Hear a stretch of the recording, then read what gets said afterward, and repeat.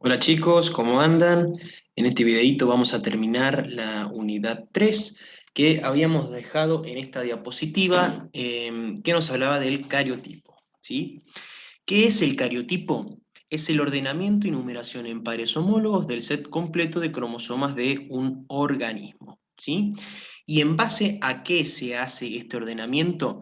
Bueno, en base al tamaño de los cromosomas, desde el más grande al más chico, es decir, que los números más chicos van a corresponder a cromosomas más grandes, ¿sí?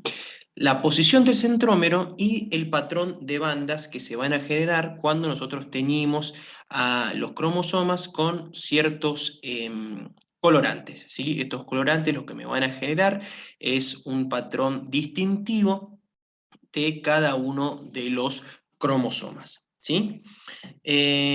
Bueno, en el Homo sapiens, es decir, el ser humano, nosotros tenemos 23 pares de cromosomas, de los cuales 22 pares son cromosomas autosomáticos, ¿sí?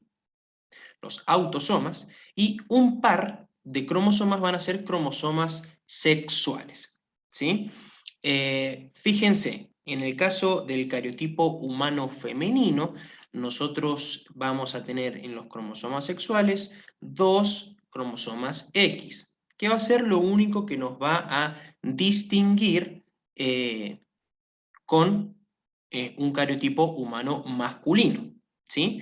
Fíjense que los cromosomas sexuales de un cariotipo humano masculino va a ser un cromosoma X y un cromosoma Y, ¿sí? Los autosomas son idénticos en o sea, el tipo de cromosomas van a ser idénticos en los dos tipos de cariotipo. Fíjense acá en el extremo derecho que nosotros podemos entonces hacer distintos grupos de cromosomas, ¿sí? Esto no hace falta que lo sepan, o sea, sepan que podemos formar distintos grupos de cromosomas, pero nada más, no hace falta que ahonden mucho en el tema. Yo simplemente se los muestro para que ustedes lo tengan en mente y para que sepan para qué sirve esto, ¿no? Pero fíjense que, por ejemplo, nosotros tenemos el grupo A, ¿sí? En donde vamos a tener cromosomas metacéntricos, ¿sí? Y de tamaño grande los cromosomas, ¿sí? Mientras que, por ejemplo, en el grupo G, nosotros vamos a tener cromosomas chicos y en vez de ser metacéntricos, los cromosomas van a ser acrocéntricos. ¿Qué quiere decir esto? Que van a tener un brazo corto muy chiquitito en comparación con un brazo largo, valga la redundancia, bien largo, ¿sí? Y tenemos en el ser humano entonces estos grupos que van de la A a la G, y además tenemos el otro grupo, ¿sí? Que nos queda, que es el grupo de los cromosomas sexuales, ¿sí? Bueno, nosotros para hacer un cariotipo, ¿sí? Necesitamos que los cromosomas estén en metafase. ¿Por qué? Porque es en esta fase donde, como ya hemos visto, los cromosomas están más condensados y es más fácil de verlos por el microscopio a estos cromosomas.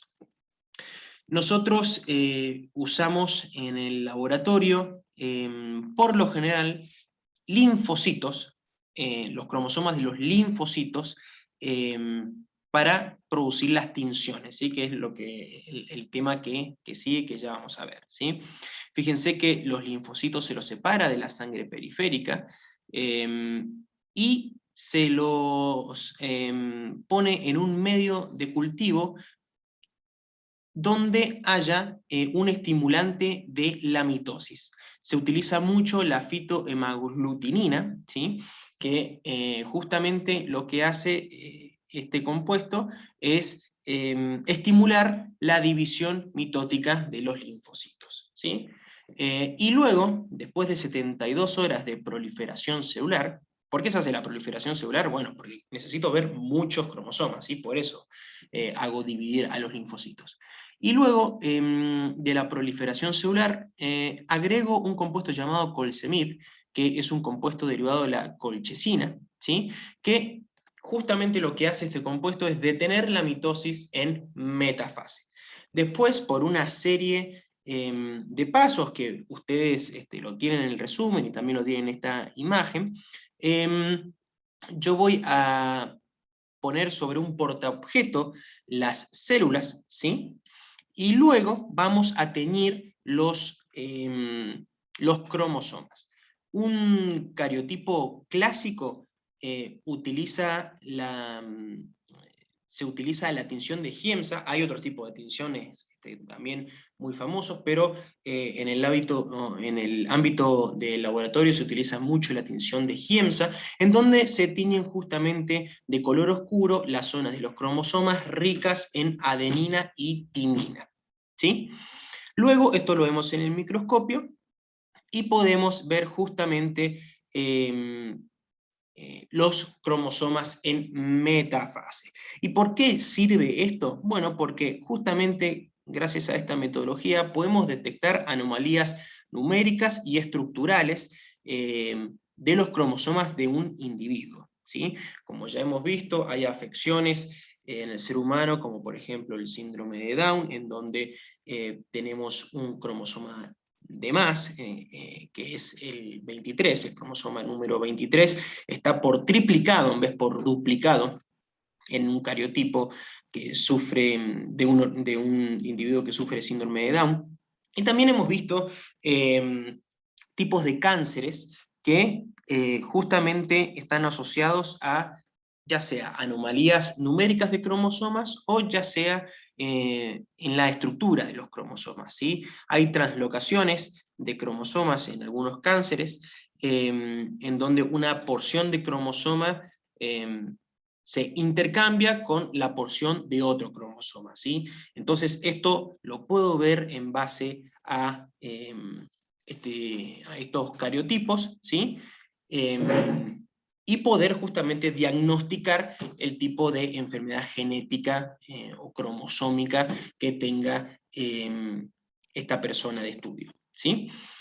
Fíjense que acá, para que lo puedan ver un poquito más claro, cómo se produce la tinción con Giemsa, ¿sí? Un colorante llamado Giemsa. Acá vamos a ver las bandas claras, que son las zonas ricas en guanina y citosina, donde el colorante no llega a teñir mucho, mientras que vamos a tener zonas oscuras, en donde vamos a tener regiones del ADN ricas en adenina y timina, donde sí el colorante va a penetrar y va a poder teñir bien estas zonas, ¿sí? Entonces las bandas se pueden utilizar para identificar, como ya hemos mencionado, anomalías cromosómicas, como las translocaciones, porque existe un patrón único de bandas claras y oscuras para cada cromosoma, ¿sí? Esto es lo importante de la técnica.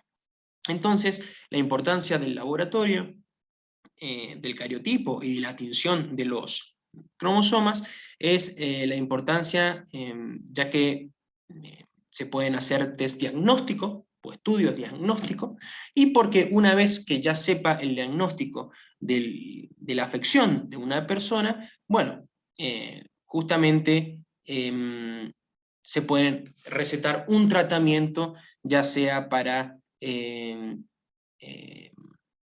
la persona sobrepase la enfermedad o para que sea un paliativo de la enfermedad, ¿sí? En caso de que justamente haya un tratamiento. Bueno, con esto entonces terminamos la unidad 3.